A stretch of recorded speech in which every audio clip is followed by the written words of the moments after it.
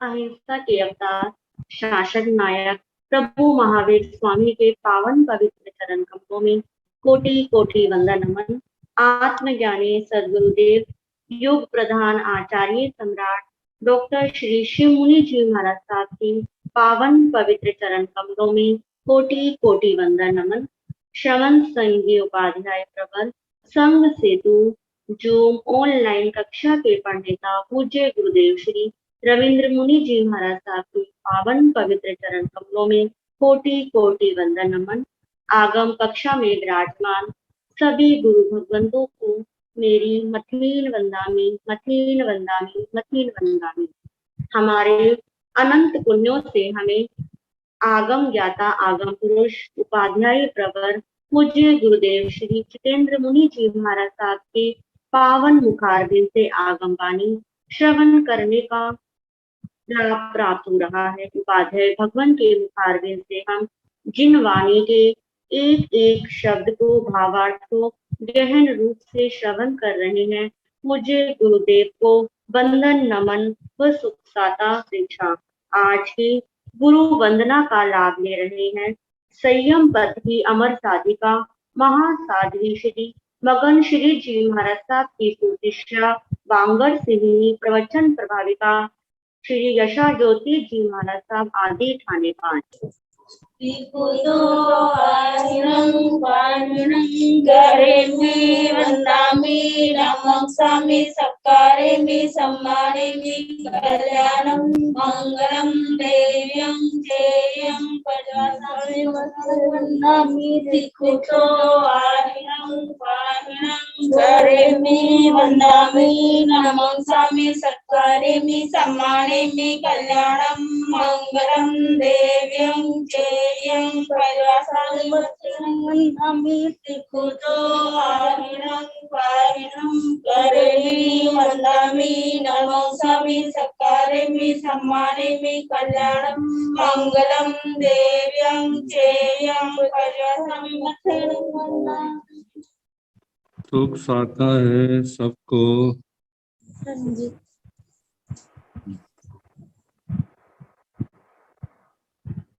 स्वाध्याय के साथ साथ तप श्रृंखला में तपस्वी गुरु भगवंतों के नाम इस प्रकार हैं। उपाध्याय प्रवर अनुयोग प्रवर्तक पूज्य श्री कन्हैया लाल जी महाराज साहब, कमल के शिष्य तपो केसरी श्री संजय मुनि जी महाराज साहब आज इनका उपवास है। तप चक्रेश्वरी महासाध्वी श्री विभा श्री जी महाराज साहब की शिष्या महासाध्वी श्री डॉक्टर आभा श्री जी महाराज साहब आज इनका बेड़ा है। महासाध्वी श्री जगदीशमती जी महाराज साहब की शिष्या दिव्य साधिका उप प्रवर्तनी श्री रमेश कुमारी जी महाराज साहब, प्रवचन भास्कर महासाध्वी श्री संतोष कुमारी जी महाराज साहब, तरुण तपस्वी महासाध्वी श्री शमा जी महाराज साहब आज इनका उपवास है। नेपाल गौरव डॉक्टर पूजा ज्योति जी महाराज साहब की शिष्या साध्वी पूनम जी महाराज साहब आज इनका उपवास है।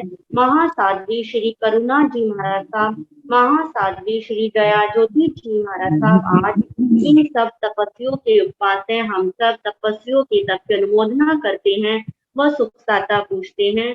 अब मैं पूज्य गुरुदेव से निवेदन करती हूँ, आप हमें आगम वाचना देकर कृतार्थ करें। इन्हीं शब्दों के साथ ओम नमो अरिहंताण नमो सिद्धाण नमो आयर्याण नमो पूर्वधायाण नमो लोये सव साहुण एसो पंच नमो कारो सव पावतण मंगलानंद संदेश परमं हवै मंगलम्। जिन शासन जिन वाणी सदा जयवंत हो, श्रमण संग सदा अविचल मंगल हो।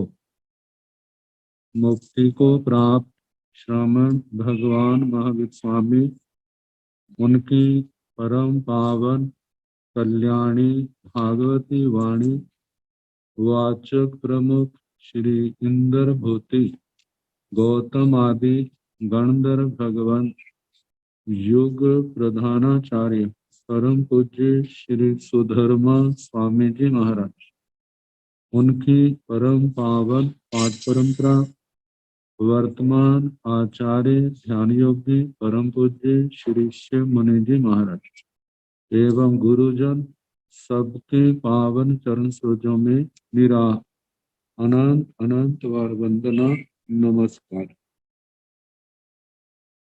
आगम परिषद में विराजमान वरिष्ठ मुनिराज, अन्य मुनिवृंद, परम आदरणीय भगवती स्वरूपा महासाध्विया जी,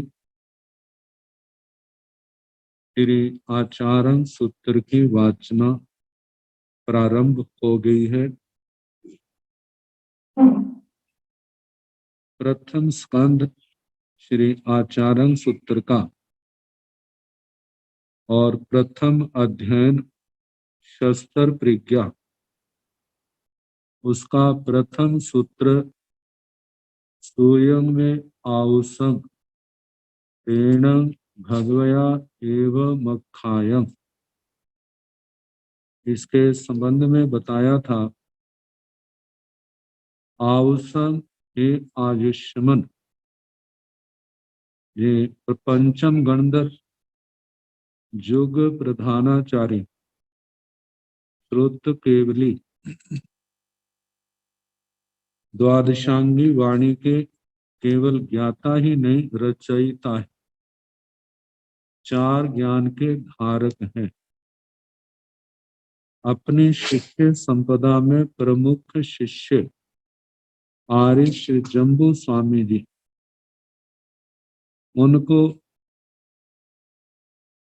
उन्होंने पूछा होगा, इसका वर्णन तो नहीं है, लेकिन अन्य आगमों की शैली को देख करके हम कह सकते हैं आर्य जम्बू स्वामी जी, जिन्होंने जे जाना द्वादशांगी द्वाल संगे पावैने द्वादशांग प्रवचन, और उसमें 12 अंगों के नाम,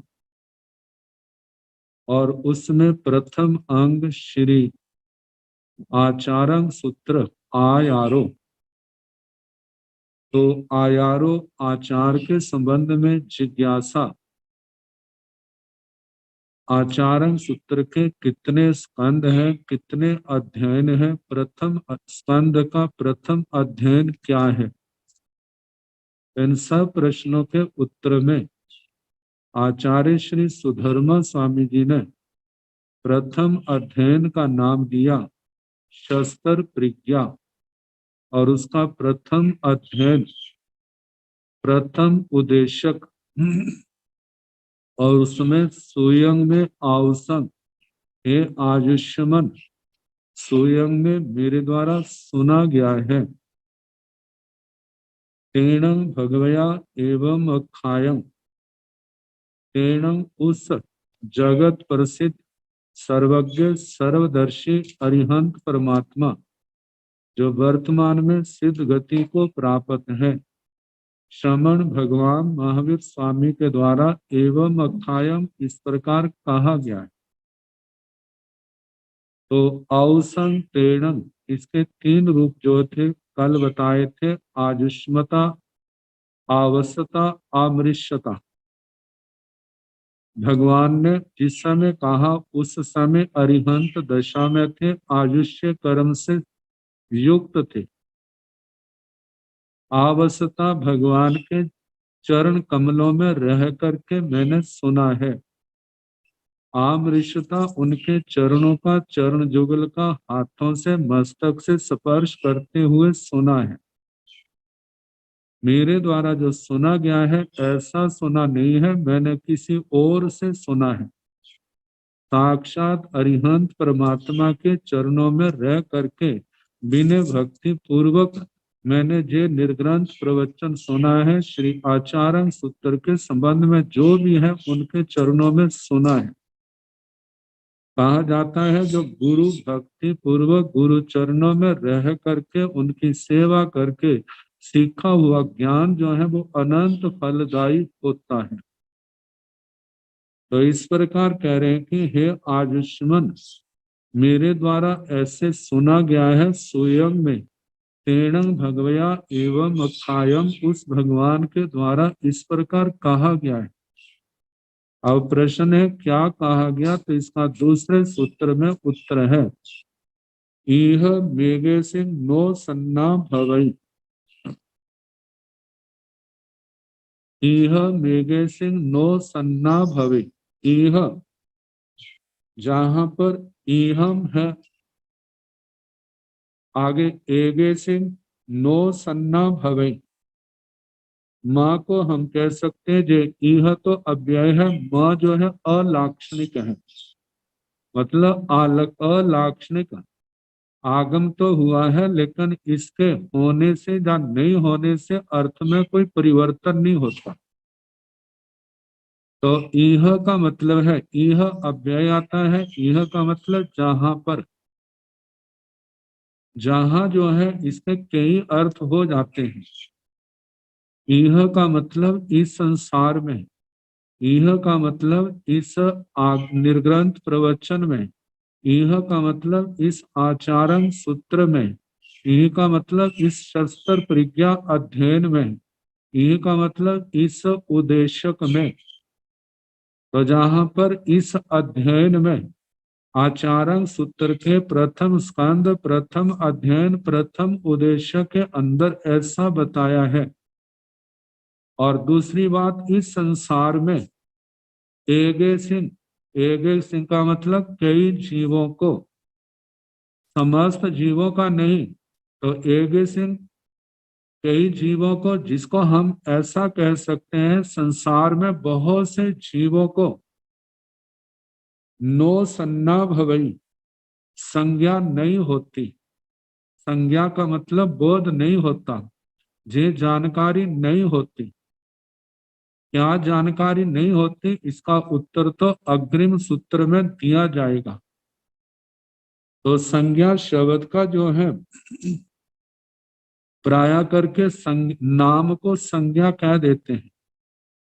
वो नाम किसी व्यक्ति का भी हो सकता है, किसी स्थान का भी हो सकता है, वस्तु का भी हो सकता है, मतलब वो नाम द्रव्य का भी हो सकता है, पर्याय का भी हो सकता है, गुण का भी हो सकता है, व क्रिया का भी। तो कहा है कि संज्ञा का मतलब नाम, लेकिन जहां पर जो संज्ञा शब्द है जो बोध अर्थ में है, जहां पर सम उपसर्ग है और ज्ञा धातु है, जिनके मिलाने से व्याकरण की दृष्टि से जहां पर ये संज्ञा शब्द निष्पन्न हुआ है, तो संज्ञा का मतलब जो विशिष्ट बोध नहीं होता।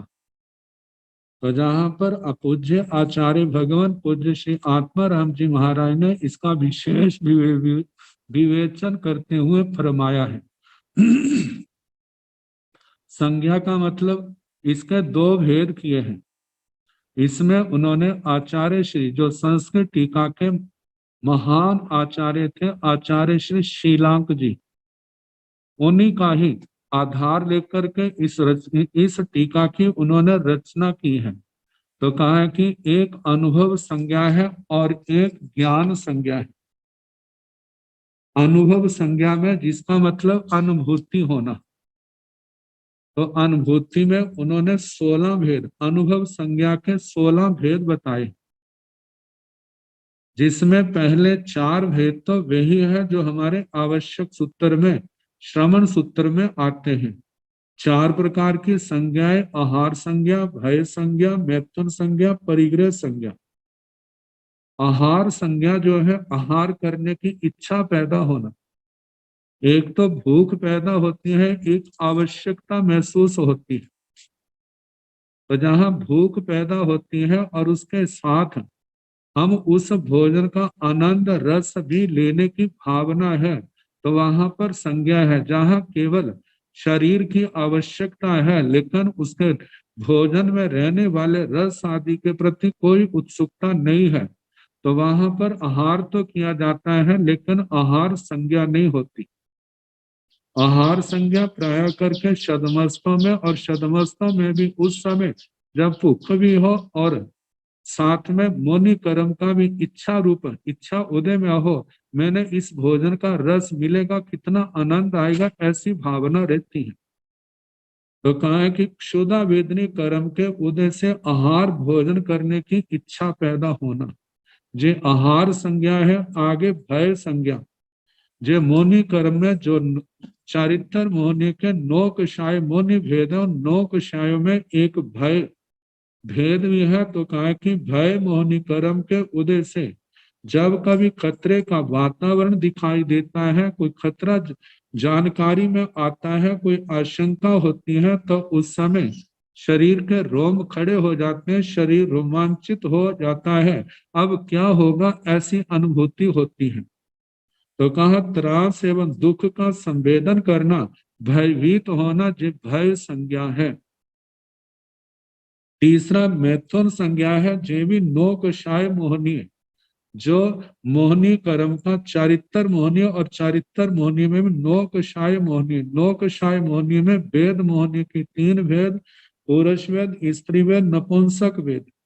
जब इस मोहनी कर्म का उदय होता है तो निमित्त पास में हो चाहे ना हो, स्मृति में ऐसे विकार आते हैं, आत्मा के अंदर वासनाओं का उदय होता है, जिसे वेद मोहनी कहा जाता है। तो कहा जाता है कि वेदोदय से विषय इच्छा की तृप्त करने की या मैथुन सेवन की अभिलाषा होना, जो मैथुन संज्ञा है। और चौथा है परिग्रह संज्ञा। परिग्रह कषाय मोहनी, कषाय में भी क्या है, लोभ मोहनी। उसके उदय से भौतिक पदार्थों के प्रति आसक्ति, ममता, मूर्छा का भाव होना, संग्रह की आदि की भावना होना।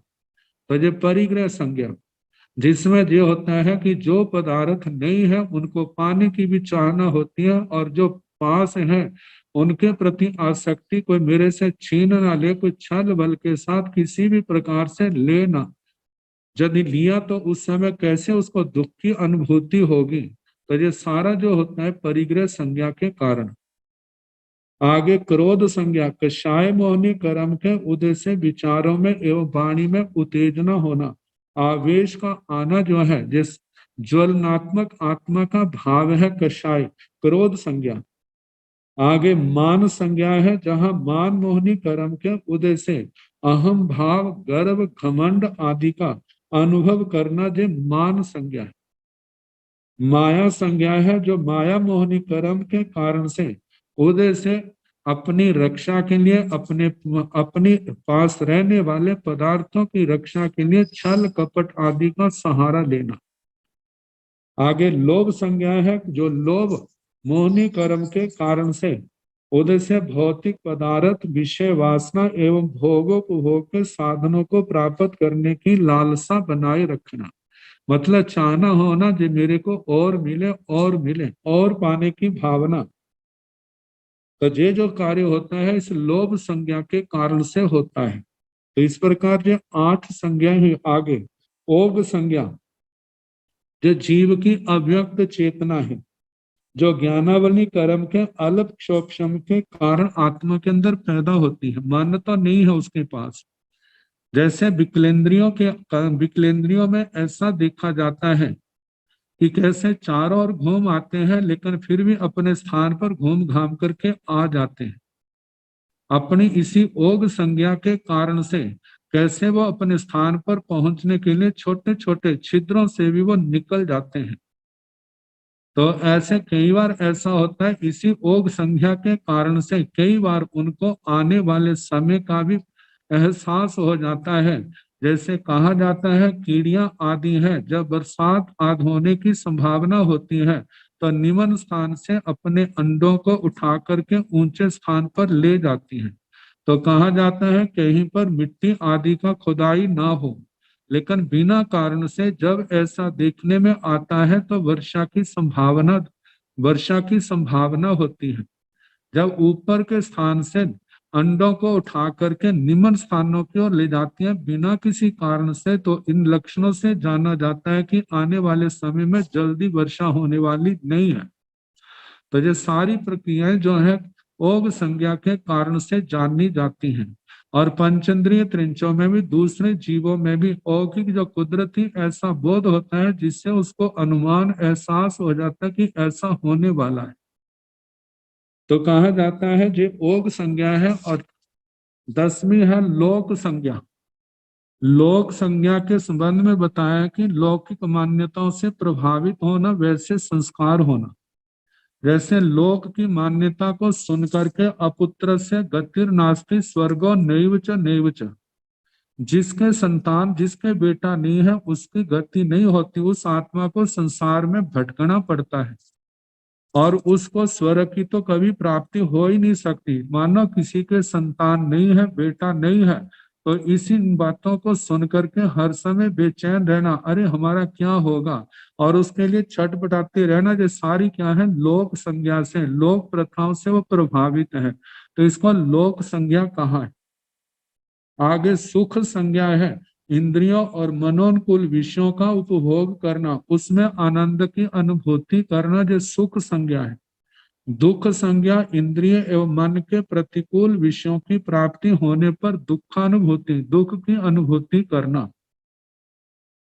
इस प्रकार जो 12 संज्ञा हो गई हैं। आगे मोह संज्ञा के संबंध में कहा है कि जब मोनी कर्म का उदय आता है और उस उदय के कारण से विषय वासना कषायों में उलझ जाता है, फंसता है, तो जो मोह संज्ञा है।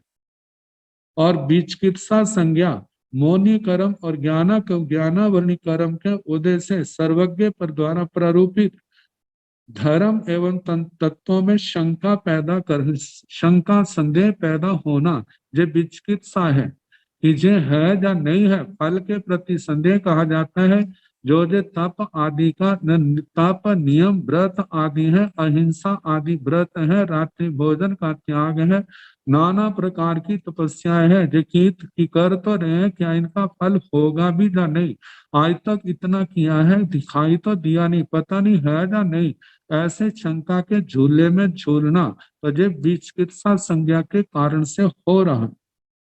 आगे शोक संज्ञा है, मोनी कर्म के उदय से इष्ट वस्तु के ना मिलने या उसका वियोग होने पर जो शोक की अनुभूति होती है, जिसके कारण से व्यक्ति रोता है, पीटता है, विलाप करता है, तो ये इन लक्षणों से कहा जाता है जो शोक संज्ञा से ग्रस्त है, उदास है, खिन्न है।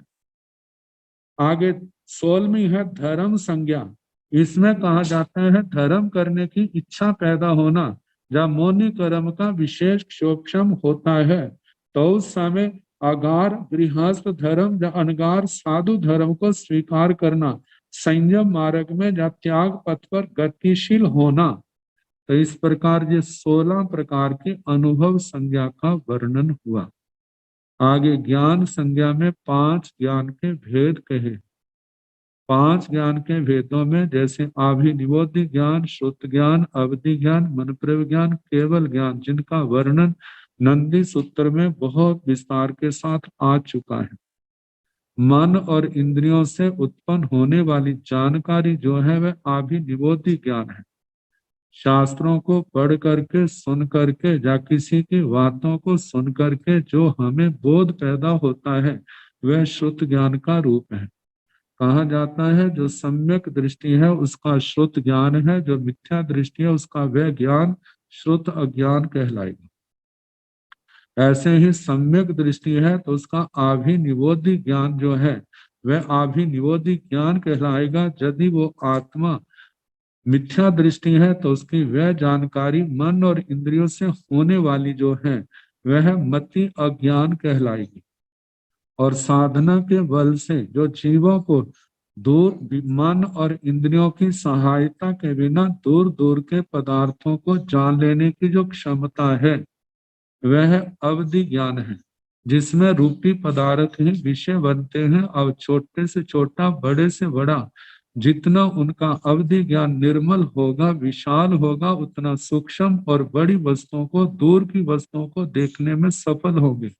यदि वह सूक्ष्म कम है, अवधि ज्ञान कम है, तो उसका इतना सूक्ष्म भी नहीं होगा और इतना विशाल भी नहीं होगा। कुछ ही क्षेत्र में रही वस्तुओं को जानने में वह समर्थ होगा।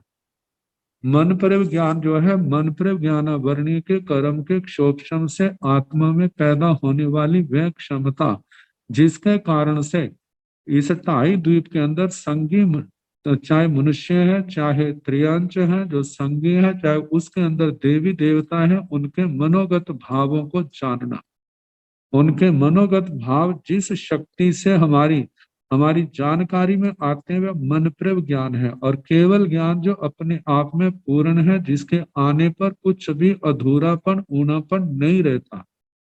तो इस प्रकार ये 5 प्रकार के ज्ञान है। तो कहा जाता है जहां पर कितने जीव ऐसे हैं जिनको ये विशेष ज्ञान नहीं होता, तो जहां पर विशेष ज्ञान का जो मतलब है वो आत्मा को जानने से संबंधित है, और उसमें भी मेरी आत्मा जन्म मरण करने वाली है या नहीं, मैं किस दिशा से आया हूँ, वो द्रव्य दिशा कौन सी है, वे भाव दिशा कौन सी है, जो कितने ही जीवों को जे बोध नहीं होता, जो अग्रिम अगले सूत्र में जिसके संबंध में कहा जा रहा है। तो सूत्र आया था, यह मेघे सिंह नो सन्ना भवे, इस संसार में कितने ही जीवों को ये ज्ञान नहीं होता, ज्ञानी होता तो कहा है तन जहा पुरथी माओवा दिशाओ आगव अहमंसी, दाहिणावा दिशाओ आगव अहमंसी, पचत्थी माओवा दिशाओ आगव अहमंसी, उत्तरावा दिशाओ आगव अहमंसी, उड्ढावा दिशाओ आगव अहमंसी, अहो दिशावा आगव अहमंसी, अन्नैर्यो वा दिशाओ अणु दिशाओ वा आगव अहमंसी। तन जहा तद जथा, तो जैसे, पुरथिमा वा दिशाओ आगव अहमंसी, पुरथिमा वा दिशा पूर्व दिशा से, अहम आगव अस्मि, मतलब के आगव अहमंसी में आया हूं। वह जीव जे नहीं जानते मैं पूर्व दिशा से आया हूं। दाहिना व दिशा आगव अहमंसी, दाहिना व दिशा दक्षिण दिशा से आगव अहमंसी में आया हूं। पचत्थीमा व दिशा आगव अहमंसी, अहम मैं पचत्थीमा दिशा व दिशाओ आगव अहमंसी, मैं पश्चिम दिशा से आया हूँ। उत्तराओ व दिशाओ आगव अहमंसी, या मैं उत्तर दिशा से आया हूँ। उड्ढाओ व दिशाओ आगव अहमंसी, या मैं ऊर्ध्व दिशा से आया हूँ। अहो दिशाओ व आगव अहमंसी, जा मैं अधो दिशा से आया हूँ। अन्नैर्यो व दिशाओ अणु दिशा व आगव अहमंसी, ये 4 दिशाएं काय हैं, इससे अन्य जो दिशाएं हैं, अन्य दिशाएं वो कौन सी हैं, वे विदिशाएं हैं। जैसे ईशान कोण है, आग्नेय कोण है, नैऋत्य कोण है, वायव्य कोण है, इन कोणों से आया हूँ। आगे बताया है अणु दिशा व आगव अहमंसी, अणु दिशाओं में जहां पर ये विदिशा भी आ जाएंगे और जिसमें अंतर भी आ जाते हैं। अंतर का मतलब जैसे कि पूर्व दिशा है, ईशान कोण है, इसके बीच की दिशा, और ऐसे पूर्व दिशा है, आग्नेय कोण है, इसके बीच का कोण है। आग्नेय कोण है, दक्षिण दिशा है, इसके बीच का कोण, दक्षिण दिशा है, नैऋत्य कोण है, इसके बीच का कोण, नैऋत्य कोण है, और उधर पश्चिम दिशा है, उसके बीच का कोण, पश्चिम दिशा है, वायव्य कोण है, इनके बीच का कोण, वायव्य कोण है, और उधर से उत्तर दिशा है, इसके बीच का कोण, उत्तर दिशा है, और उधर ईशान कोण है, उसके बीच का कोण, ईशान कोण है, और पूर्व दिशा है, उसके बीच का कोण। तो ऐसे जो है 4 दिशाएं हैं, 4 विदिशाएं हैं, और 8 इनके अंतर हो जाते हैं। ऐसे जो 16 बन जाती है। एक ऊर्ध्व दिशा है, एक अधो दिशा है। ऊर्ध्व दिशा का मतलब जो ऊपर से है, और अधो दिशा जो है जहां से नरक नरक की ओर से है। ऐसे 16 जो है ये तिरछे लोकी हो गई, और एक ऊर्ध्व दिशा एक अधो दिशा को मिलाकर के जो 18 दिशाएं होगी। तो कहा मैं इनमें से कौन सी दिशा से आया हूं ये मेरे को पता नहीं है। इन दिशाओं के संबंध में कहा है, एक तो द्रव्य दिशाएं होती हैं, एक भाव दिशाएं होती हैं। द्रव्य दिशाओं में तो ये तो 18 दिशाओं का वर्णन कर दिया, और भाव दिशाओं में जो वर्णन आता है, जिसके अंदर आता है 4 स्थावरों में पृथ्वी काय, अप काय, तेजस काय, वायु काय। वनस्पति काय में 4 भेद आते हैं, अग्र बीज, मूल बीज, स्कंद बीज, परव बीज। ये 4 प्रकार की वनस्पति में सब वनस्पति को ले लिया। तो 4 तो पृथ्वी काय, अप काय, तेजस काय, वायु काय। वनस्पति काय के 4 भेद, अग्र बीज, मूल बीज, परव बीज, स्कंद बीज, ये 4 है। आगे अगले 4 जो हैं, 2 इंद्रिय, त्रिंद्रिय, चतुरिंद्रिय और पंचेंद्रिय त्रयंच। 4 जे का मिलाकर के 12 भेद हो गए। मनुष्यों के भी 4 भेद किए हैं, जिनमें कर्म भूमियों के मनुष्य, अकर्म भूमियों के मनुष्य, अंतर्द्वीपों के मनुष्य और समूर्छा मनुष्य। जे 4 मिलाने पर 16 हो गए। और 2 भेद जो हैं, एक ऊर्ध्व देवगति के जीव हैं और एक नर गति के जीव हैं। तो जिनमें नर गति वालों को तमा दिशा और देवगति वालों को विमला दिशा कह दिया जाता है। तो कहा जाता है कि 16 पहले में नरक से और देवगति से, ये 2 मिलाकर के 18 दिशाएं आ जाती। तो पहले जो पूर्व आदि दिशाएं बताई हैं, उनको तो बताया है जे द्रव्य क्षेत्र की अपेक्षा से द्रव्य दिशाएं। और दूसरी जो बताई है, जैसे 4 पृथ्वी काय, अप काय, तेजस काय, वायु काय। और अग्र बीज, मूल बीज, परव बीज, स्कंद बीज। ये 4 द्विंद्रिय, त्रिंद्रिय, चतुरिंद्रिय, पंचेंद्रिय त्रयंच। मनुष्यों में कर्म भूमियों के, अकर्म भूमियों के मनुष्य, अंतर्द्वीपों के और समूर्छा मनुष्य, नारकी जीव, देव जीव, इनको भाव दिशाएं कहा है। तो कितने जीवों को ये ज्ञान नहीं होता मैं कौन सी दिशा से आया हूं।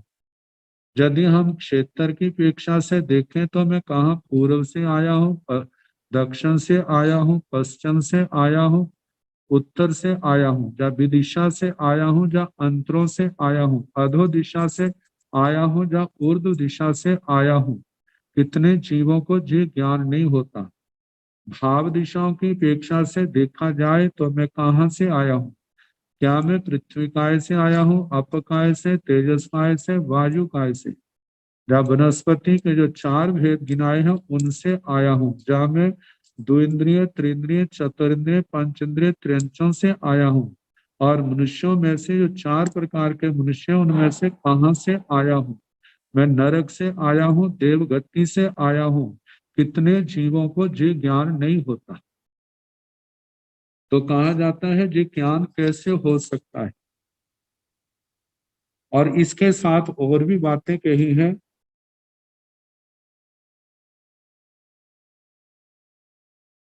एवं एगे सिंह नो नायं भवे।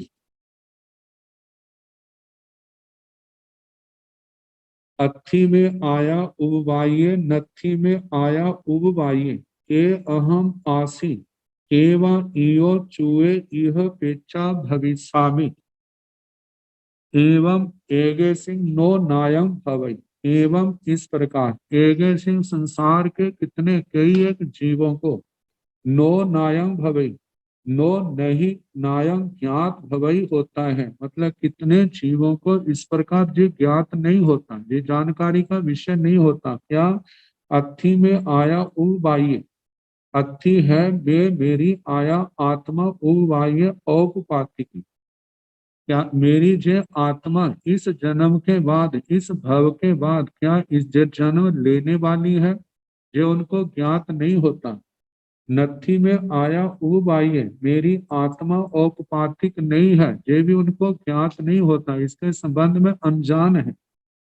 ये अहम आसी, मैं इस जन्म से पहले क्या था। ये मतलब कौन, अहम मैं आसी था, क्योंकि आसी जो क्रिया है जो भूतकाल से संबंधित है। तो पूर्व जन्म में मैं क्या था? केवा इयो चूहे इह पेचा भविष्यामि। केवा कौन? इयो जहां से चूहे च्यवित होकर के, इस मनुष्य भव की समाप्ति के पश्चात, जहाँ कोई जीव है जिस भी भव में है, उस भव की समाप्ति के पश्चात चूहे जब च्यवित हो जाऊंगा, यह इस संसार में पेचा प्रेत्य, प्रेत्य का मतलब पर भव में, भविष्यामि के भविष्यामि में क्या बनूंगा, मतलब पूर्व जन्म में मैं क्या था, और इस जहां इस भाव से च्यवित होने पर, इस भाव से जब मैं मुक्त होऊंगा तो मैं कहाँ जाकर के जन्म लूंगा, ये कितने जीवों को ज्ञात नहीं होता। तो जहां पर चार बातें कही हैं, क्या मेरी आत्मा जन्म लेने वाली है, क्या मेरी आत्मा जन्म लेने वाली नहीं है, इसके संबंध में कोई निश्चय नहीं होता। ये दो बातें। तीसरी बात कि मैं पूर्व जन्म में क्या था, इस बात की जानकारी नहीं होती, और इस भाव को पूर्ण करने के बाद मैं कहाँ पर जन्म लूंगा, कहाँ मेरा जन्म होगा, ये भी उनको ज्ञात नहीं होता। तो कहा जाता है जब ये ज्ञात नहीं है तो इनकी जानकारी का कोई और साधन है। तो इसके संबंध में सूत्रकार ही आचार्य श्री सुधर्मा स्वामी जी, उन्होंने भगवान से जैसा सुना उसके अनुसार ही प्रमाणे हैं कि भगवान ने कहा ऐसे बोध होता है, लेकिन वो बोध के कारण कौन कौन से हैं, उन्हीं के संबंध में अग्रिम सूत्र में बताया जा रहा है। से जंग पूर्ण जाने जा सह समयाय पर वागरणेन अन्य सिंह अंत्यवा सोचा तन जहाँ पुरथिमा व दिशाओ आगव अहम अंसी जाव अन्नैर्यो अणु दिशाओ व आगव अहम अंसी एवं एगे सिंह जंग नायम भवती अथि में आया उबाइये जो इमाओ दिशाओ अणु दिशाओ व अणु संचराई सब्बाओ दिशाओ अणु दिशाओ सोहम। कि से जंग पूर्ण जाने जा, से वह आत्मा, जंग जो पूर्ण पुण्य, जाने जा जानता है। मतलब आगे तीन कारण बताए जा रहे हैं जिससे आत्मा को ये बोध होता है कि मैं किस दिशा से आया हूँ, जिससे ये बोध होता है मेरा जन्म होगा, और जिसे मेरा जन्म नहीं होगा ऐसी बात नहीं है, मैं जन्म लेने वाला हूँ। और इन दिशा उन दिशाओं में जो भ्रमण करने वाला है वो कौन है, वो मैं हूँ। तो कहा जा रहा है कि वे तीन कारण कौन है? से जंग पूर्ण जाने जा, वह ज्ञाता मतलब वह आत्मा, पूर्ण पुण्य जंग जो जाने जा जाने जानता है। पहले उनमें तीन कारण बताए हैं। तो पहला कारण है सह समयाय। सह समयाय का मतलब सह मतलब पहला तो इसकी छाया दी है सन्मति, दूसरी छाया हिंदी का संस्कृत का रूप किया है स्वमति। सन्मति का मतलब अपना बोध, स्वमति अपना ज्ञान, और अपने ज्ञान में जहां पर कहा है कि अपना ज्ञान क्या हो सकता है, वह अपना बोध, उसको जाति स्मरण ज्ञान भी हो सकता है। जब उत्कृष्ट शुद्ध ज्ञान आ जाता है तो शुद्ध उस उत्कृष्ट शुद्ध ज्ञान के माध्यम से भी वह पूर्व जन्मों के संबंध में जानने लग जाता है, अपनी आत्मा आदि के संबंध में बोध हो जाता है। अवधि ज्ञान के द्वारा भी बोध हो जाता है कि पूर्व जन्म में मैं क्या था, आगे क्या बनूंगा। मनप्रिय ज्ञान के द्वारा मनोगत भावों को जाना जाता है, लेकिन उसके द्वारा भी जो उत्कृष्ट रूप है, पूर्व भूत और भविष्य की बातें ज्ञान का विषय बन जाती हैं। और केवल ज्ञान जब आत्मा को होता है तो उसके बाद तो कुछ भी जानना शेष नहीं रहता, सब कुछ उनके ज्ञान में आ जाता है। तो बताया है कि पहला कारण सह समयाय, मतलब के अपनी अपना ज्ञान,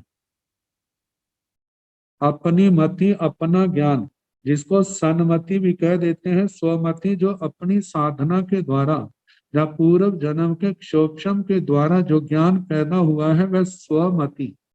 और दूसरा कहा है कि पार व्याकरण, पार से जहां पर तीर्थंकर भगवान का अर्थ लिया है, पर व्याकरण उनके उपदेश से, तीर्थंकर भगवान के मुखारविंद से सुन करके जे बोध होना कि मैं कहाँ से आया हूँ। तो इस प्रकार दूसरा कारण है पर व्याकरण। तीसरा कारण है अन्य सिंहवा अंत्य सोचा, अन्य किसी अन्य अतिशय, मतलब जिनको अपना अपना ज्ञान तो पैदा नहीं हुआ, जिनको तीर्थंकर भगवान के मुखारविंद से भी सुनने को नहीं मिला, लेकिन अपनी किसी अन्य अतिशय ज्ञानी से अपने संबंध में जाना, उन्होंने उनसे पूछा, उन्होंने बताया कि आप कौन है, पूर्व जन्म में क्या थे और आपने कहाँ जाना है। तो उनसे सुन करके ज्ञान होना कि मैं किस दिशा से आया हूँ, मतलब ये इस जन्म के बाद भी मेरा जन्म होगा, इन नाना प्रकार की दिशाओं में भ्रमण करने वाला कौन है। तो बताया है इन तीन कारणों से उन्हें जीव जानता है। तन जहाँ जैसे कि पुरथिमा व दिशाओ आगो अहम अंशी, मैं पूर्व दिशा से आया हूँ, या मतलब के दाहिना व दिशा आगो अहम अंशी, मैं दक्षिण दिशा से आया हूँ। पचथिमा व दिशा आगो अहम अंशी, मैं पश्चिम दिशा से आया हूँ। उत्तरा व दिशा आगो अहम अंशी, मैं उत्तर दिशा से आया हूँ। मैं अणु दिशा व आगो अहम अंशी, मैं किसी अणु दिशा मतलब विदिशा या अंतरों से आया हूँ। अहो दिशा व ऊर्ध दिशा व आगो अहम अंशी, अहो दिशा व आगो अहम अंशी, मैं ऊर्ध दिशा से आया हूँ या अधो दिशा से आया हूँ। या अन्य अणु दिशा व आगो अहम अंशी, मैं किसी अन्य अणु दिशा से, विदिशा है अंतर है, जहां से भी आया हूँ, इन तीन कारणों से जानता है। अब ये तो द्रव्य दिशाओं का हो गया, और इन्हीं के कारण से ये बोध होना कि क्या मैं पृथ्वी काय से आया हूँ, अप आदि जो 18 भाव दिशाएं बताई हैं उनसे आया हूँ। वैसे कहा जाता है तेजस काय और वायु काय, सतमी नरक, इनसे आकर के जो जीव है मनुष्य नहीं बन सकता। और जुगलियों में से भी वह जुगलिय भाव पूर्ण करके नियम से देवगति में जाने वाले होते हैं। तो मनुष्य जो है इन जुगलियों के भवों से भी, अकरम भूमिया अंतर द्वीपों से भी आके पैदा नहीं हो सकता। तो जो जो स्थान बताए हैं तो कहा कि जहां जहां से जीव आ सकता है, लेकिन अतिशय ज्ञानियों से पूछा है तो जहां से आ सकता है उन्होंने वही स्थान बताया कि तुम फलानी फलानी जगह से उस दिशा से आए हो। वो द्रव्य दिशा कौन सी है, भाव दिशा कौन सी, इसके संबंध में सब उन्होंने बताया। और उनके बताने से जब बोध हुआ तो कहा एवं एके सिंह जंग नायम भवती, एवं इस प्रकार एके सिंह कई एक जीवों को जंग जो नायम ज्ञात भवती होता है, उनकी जानकारी में आता है। क्या आता है, अस्थि में आया उवाये, मेरी आत्मा औपपातिक है, मेरी आत्मा विनश्वर नहीं है, मैं इस जीवन के विनाश से खत्म हो जाऊंगा, ऐसा नहीं है। मेरा मेरा अस्तित्व, मेरी सत्ता इस जीवन के बाद भी होगी। ताकि अब उन्होंने आत्मा का पूर्ण बोध कराया। कहा ये जो हमारी दृष्टि में आता है ये तो शरीर है जो पुद्गलों से बना हुआ है, लेकिन मेरी आत्मा तो वह है जिसके कारण से इस शरीर की सारी क्रियाएं होती हैं।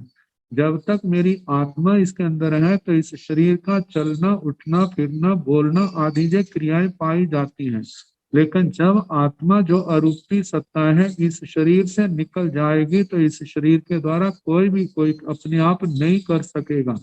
तो कहा कि जो मेरी आत्मा जो है शाश्वत तत्व है, यह उनकी जानकारी में आ जाता है। और जब शाश्वत तत्व है तो शरीर तो नष्ट हो जाएगा, और उसके पश्चात जो है अपने कर्म के अनुसार जीव जो है अगले स्थान पर जन्म लेने के लिए चला जाएगा। जिस आत्मा के कर्म पूर्ण क्या नष्ट हो जाते हैं वह तो सिद्ध गति को प्राप्त होता है। जिनके जो कर्मों के बंधनों से मुक्त नहीं हुआ है तो 4 गति में 24 दंडकों में अपनी गति, अपने कर्म के अनुसार वो जन्म लेने के लिए चला जाता है। तो कहा कि अट्ठी में आया उबाइये, इन 3 कारणों से उसको बोध होता है मेरी आत्मा औपपातिक है। जो इमाओ दिशाओ अणुदिशाओ व अणु संचरे, जो आत्मा इमाओ इन दिशाओं में अणु दिशाओं में अणुसंचरई अनुसंचरती परिभ्रमती परिभ्रमण करती है। सब्बाओ दिशाओं अणु दिशाओं, इन सभी दिशाओं में अणु दिशाओं अणु विदिशा आदि में सोहम, इन में जो भ्रमण करने वाला है वह कौन है? वह मैं हूँ। मतलब के सो और अहम में एकता है। ये सो अहम ये शब्द जैन आगमों के अंदर भी जहाँ पर प्रयुक्त हुआ है, और इस शब्द का प्रयोग अधिकतम वेदांत में भी प्रयोग होता है। वहां पर तो ब्रह्म और जीव की एकता बताई है कि जो ब्रह्म है वही जीव है, जो जीव है वही ब्रह्म है।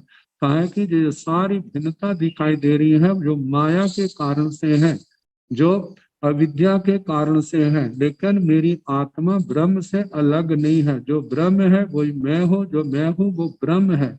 ऐसा उनके अंदर जो एहसास पैदा किया जाता है जो ब्रह्म सूत्रों को पढ़ने से। लेकिन हमारे जहाँ पर कहा जा रहा है जो सो अहम का भाव है, सो वह कौन? जो नाना प्रकार की जो गतियों में घूमा था, मतलब नरक में, त्रियंच में, मनुष्य गति में, देव गति में, 24 दंडकों में, 5 जातियों में, 6 कायों में भटकने वाला कौन हूँ? किसने भ्रमण किया?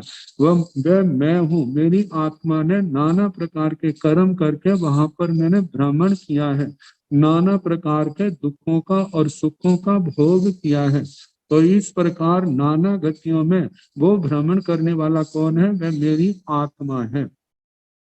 तो कहा है कि जिन 3 कारणों से जो आत्मा को इस आत्म तत्व की जानकारी होती है, जिसका आगे वर्णन भी आएगा। तो कहा है कि जैसे कि पहला तो आया स्वमति, स्वमति से अपने ज्ञान से, अपने ज्ञान से इसके संबंध में दृष्टांत भी आते हैं।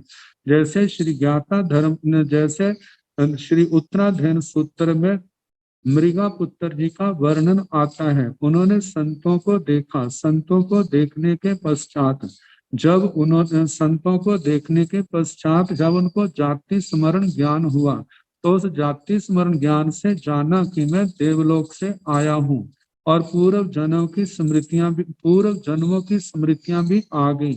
और वो स्मृतियों का एहसास हमारे को उस समय होता है जब वो आज्ञा, संयम की आज्ञा लेने के लिए माता पिता से अपना संवाद करते हैं कि किस प्रकार मैंने नरकों में नाना प्रकार के अनंत दुख भोगे हैं। उन दुखों के आगे जो संयम पालन करने में जो कष्ट है वो तो कुछ भी नहीं है। तो कहा इस प्रकार जो स्वमति अपना अपना ज्ञान हो जाना कि मैं कहाँ से आया हूँ। और इसके साथ में ऐसा प्रसंग भी है जैसे कि ढंडन मुनि जी का वर्णन आता है जैन महाभारत के अंदर। वासुदेव श्री कृष्ण जी महाराज के बेटे हैं। दीक्षा लेने के पश्चात जब गोत्री को जाते हैं तो उनको भिक्षा नहीं मिलती, अकेले जाते हैं, जो दूसरे साथ जाते हैं उनको भी नहीं मिलती। आखिर उसको एहसास हुआ ऐसा मेरा कौन सा पाप कर्म का उदय है जिसके कारण मेरे को भिक्षा की प्राप्ति नहीं हो रही। तो उन्होंने भगवान से पूछा, भगवान मेरा कौन सा कर्म है? भगवान ने कहा कि आपका कर्म जो है अंतराय कर्म है। तो भगवान मैं अंतराय कर्म को ही विशेष करके तोड़ूंगा। अभिग्रह ले लिया, जो मेरे को जानता हो, मेरे गुरु भगवान को जानता हो, मेरे कुल को जानता हो, मैं उससे गोचरी नहीं लूंगा। तो ऐसा करके कहा जाता है 5.5 महीने बीत गए हैं जिसमें उनको अपनी लब्धि के अनुसार गोचरी नहीं मिली। और एक दिन वासुदेव श्री कृष्ण जी महाराज ने भगवान अरिष्टनेमि जी से प्रश्न पूछा, जैसे प्रश्न कभी राजा श्रेणिक ने भगवान महावीर स्वामी से पूछा था। भगवान आपके 14,000 मुनियों में 36,000 साधवियों में महा दुक्कर काराय के आपके इस संघ में महा दुष्कर करने वाला कौन है? तो वासुदेव श्री कृष्ण जी महाराज ने जब पूछा कि वो कौन है, तो भगवान अरिष्टनेमि जी ने कहा कि आपका ही बेटा जो दीक्षित है ढंडन मुनि, वो इस समय महा दुष्कर करने वाला है। भगवान वो कैसे दुष्कर करने वाला है? जैसे भगवान महावीर स्वामी जी ने धन्ना अंगार जी का वर्णन किया था, ऐसे भगवान अरिष्टनेमि जी ने उस ढंडन मुनि जी का वर्णन किया, जिनके वर्णन को सुन करके उनके मन में बड़ी श्रद्धा पैदा हुई। भगवान मेरे को कहाँ दर्शन होगे? जब आप वापिस जाओगे। और जिस समय वापिस जा रहे थे तो कहा जाता है इतनी भीषण गर्मी, नीचे से जमीन तप रही है, ऊपर से सूरज तप रहा है, लेकिन वह मुनि गोचरी से जैसे गोचरी को जाते पहले जाते थे खाली वापस आते थे, आज भी खाली आए हैं। जब वासुदेव जी ने देखा तो अपने हाथी से उतर करके बड़ी श्रद्धा से नमस्कार किया। तो कहा जाता है उनके इस वंदना को देख करके किसी और कोई दूर देश से आए भाई ने उनके चरणों में प्रार्थना की, भगवान मेरे से कुछ लो। जब उन्होंने देखा कि ये मेरे अभिग्रह के अनुसार ठीक है, मतलब कि मेरे को जानता, न मेरे गुरु को जानता, न मेरे माता पिता को जानता है, इसका मतलब मेरा अंतराय कर्म हल्का हो गया। तो उन्होंने लड्डू बहराए और वो लड्डू लेकर के भगवान के चरणों में आए, भगवान को वंदना की और पूछा, भगवान क्या ये मेरे अभिग्रह के अनुसार है? तो भगवान ने कहा कि आपके अभिग्रह के अनुसार नहीं है। वासुदेव ने आपको वंदना की तो उसके परिणाम बने, ये वासुदेव की लब्धि है। तो कहा जाता भगवान तो फिर ये तो मेरे को नहीं कल्पता। तो कहा जाता है अभिग्रहधारी होने के कारण से उन्होंने उनको लड्डुओं को परखने के लिए गए हैं, और लड्डुओं को सोचते कोई पंछी ना खा ले, कोई दूसरा पशु खा करके गले में ना अटक जाए, तो इसका मैं चूरा बना दे, चूर्ण कर दूं। जब वह चूर्ण करने लगे हैं तो कहा जाता है इतनी विशुद्ध भावनाओं की आंधी आई है कि उसने जन्म जन्म के अंतराय कर्म तो क्या दूसरे घनघाती कर्मों को भी उखाड़ दिया, और वो जीव जो है शपथ श्रेणी का आरोहण करके केवल ज्ञान केवल दर्शन पाया। जब वो सर्वज्ञ सर्वदर्शी हो गए तो उनके जन्म जन्म उनके मतलब कि सब कुछ जानने लग पड़े, और जे भी देखा जे कर्म कौन सा था, मैं कहाँ से आया हूँ, मेरा पूर्व जन्म में क्या था, मैंने ये कर्म कहाँ बांधे थे, कैसे मैं भटका हूँ। तो ये उन्होंने जाना, किस किनके कारण से जाना, अपने बोध के कारण से। तो कहा जाता है इस प्रकार जाति स्मरण ज्ञान आदि है, अवधि ज्ञान है, ऐसे केवल ज्ञान है। तो इसमें जो है स्वमति से जानना कि मैं कौन हूँ, मैं कैसा हूँ। तो कहा आत्मा के स्वरूप जिनको तो केवल ज्ञान हो गया है, उनको तो अब कुछ बताने की जरूरत नहीं है, वो सर्वज्ञ अरिहंत परमात्मा के समान ही सब कुछ जानने देखने वाले हैं। तो ये पहला कारण स्वमति। दूसरा कारण है पर व्याकरण। पर व्याकरण में जो आता है, जैसे मेघ कुमार जी का वर्णन आता है श्री ज्ञाता धर्म कथा सूत्र के प्रथम स्कंद के प्रथम अध्ययन में। जिस समय मेघ कुमार जी ने बड़े विराग के साथ जैन भागवती दीक्षा ली है, और पहली ही रात ऐसा परिसय आया जिसका सामना नहीं कर सके, आत्मा विचलित हो गई, और उस समय भगवान के चरणों में आई है कि भगवान मेरे से संयम पढ़ना संभव नहीं है, इसलिए वापिस जाऊंगा। जैसे वो वंदना करके कुछ कहने को हुए तो भगवान ने उससे पहले ही मेघ कुमार को रात्रि का सारा प्रसंग सुनाया और कहा क्या ये सच है? कहते हाँ भगवान। फिर उसके बाद भगवान ने मेघ कुमार के पूर्व के 2 जन्मों का इतिहास सुनाया, कैसे आप इस जन्म से पूर्व उससे पूर्व एक सुमेरु प्रभ 6 दांतों वाले हाथी थे, वो सारी उनको जीवन गाथा सुनाई, और कैसे उसमें कितनी वेदना सही है, मृत्यु के समय कैसे 7 दिन तक दाह ज्वर और कितनी वेदना भोगते रहे, और वहां से अकाम निर्जरा के कारण से भवपूर्ण करके आमेरु प्रभ नाम के हाथी गंगा नदी के किनारे विंध्याचल पर्वत पर पैदा हुए हैं, और कैसे आपको वहां पर बड़े हुए हैं, चूत के मालिक बने हैं, कैसे आपको अग्नि के स्पर्श से जाति स्मरण ज्ञान हुआ, और अपनी रक्षा के लिए कैसे आपने एक जोजन प्रमाण मांडला बनाया है, और अगले साल जब जंगल में आग लगी है तो अपने आप को बचाने के लिए उस मांडले के अंदर आए हैं, और जब वहां आए हैं तो वहां पर देखा पहले से ही वो मांडला जीवों से भरा है, लेकिन फिर भी एकाद्वितीय स्थान बनाया, और जब आपके शरीर में खुजली पैदा हुई तो उसको दूर करने के लिए एक पाम उठाया है। जब खुजली करके रखने लगे तो एक खरगोश अनेक जीवों से धक्के खाता उस खाली स्थान पर आ गया। जब वहां पर पैर रखने लगा तो हाथी को एहसास हुआ जहां कोई है, अरे मैंने पैर रखा जो मर जाएगा। तो उस जीव की रक्षा के लिए कहा जाता है उसने, भगवान कह रहे कि आपने अपना पैर ऊपर रखा, 2.5 दिन तक आग लगी रही और आपने 2.5 दिन तक अपना पैर ऊपर अधर में रखा। जब अग्नि बुझ गई, सब जीव चले गए, तो मैं अपने पैर को सीधा करूं, और जैसे सीधा करने लगे एकदम मूर्छित होकर गिर पड़े। 3 दिन तक आप वहां पर महावेदना भोगते रहे, लेकिन बड़ी शांति के साथ। कहा जाता है इस अनुकंपा के कारण से कितना आपने आत्मा का नियंत्रण किया, कितनी वेदना सही, जिसके कारण से आपका संसार सीमित हुआ, मनुष्य आयु का बंद हुआ, धर्म करने की जो अपूर्व योग्यता है आपके अंदर पूर्ण हुई।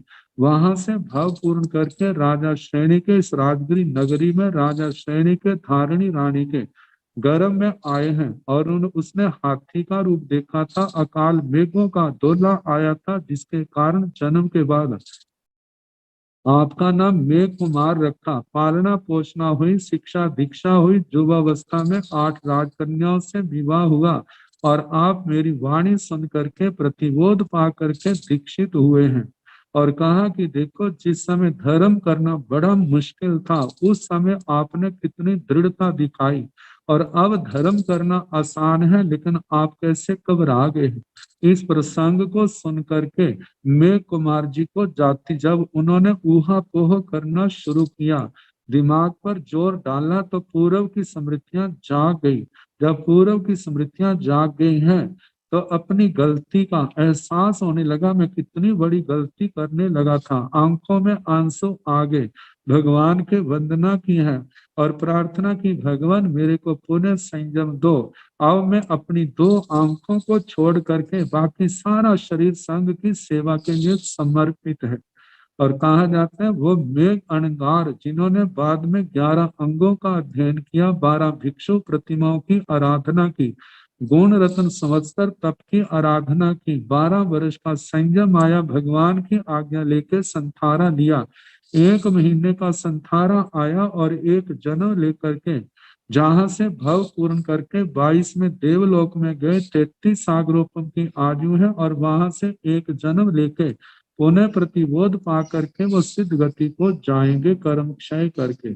तो ये जो दृष्टांत है पर व्याकरण का है। भगवती सूत्र में ऐसा दूसरा दृष्टांत जो है सुदर्शन जी का आता है, जो श्रवणोपासक थे, जिन्होंने काल से संबंधित प्रश्न भगवान से पूछे थे, और भगवान ने जब पल्योपम सागरोपम का समझाने लगे, तो उसके जीवन की पूर्व जन्म की गाथा सुनाई कि कैसे महाभारत के रूप में थे, और सारा सुना के कैसे आपने दीक्षा ली है, दीक्षा लेकर संयम पाला, 14 पूर्वों का अध्ययन किया, समाधि पूर्वक काल करके आप 5वें देवलोक में गए हैं, और वहां 10 सागरोपम की आयु है, और वहां का भाव पूर्ण करके जहां पर आप पैदा हुए हैं, जहां आपने श्रावक वृत्ति ली है, और इस प्रसंग को सुन करके उनको जाति स्मरण ज्ञान हुआ, और पूर्व में अध्ययन किए हुए 14 पूर्व भी स्मृति में आए।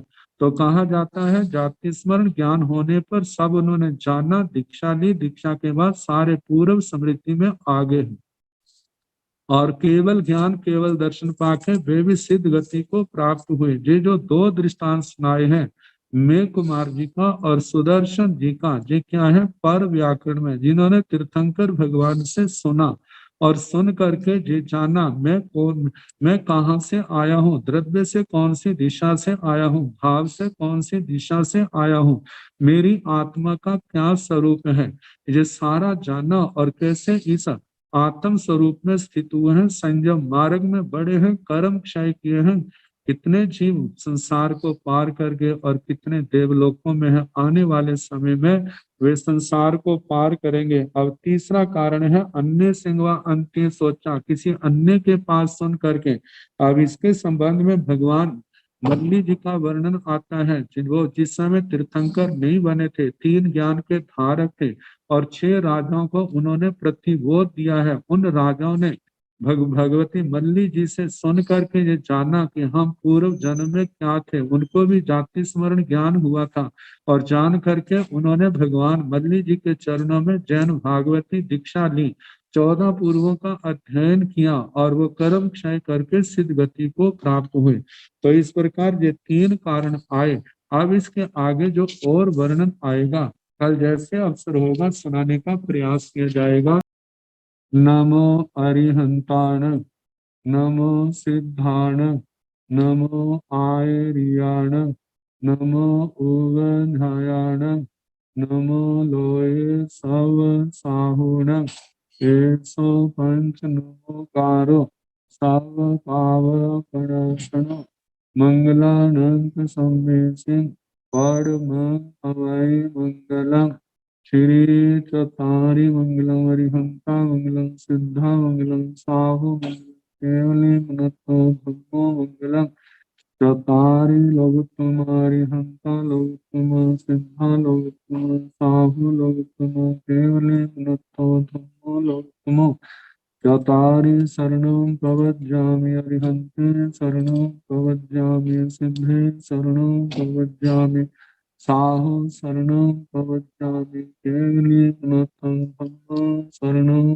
प्रवज्जामि चार शरण सुख करने दुख करने कोई जो भाव प्राणी आचरे अक्षय अमर सबको यथा योग्य वंदना सुख सुख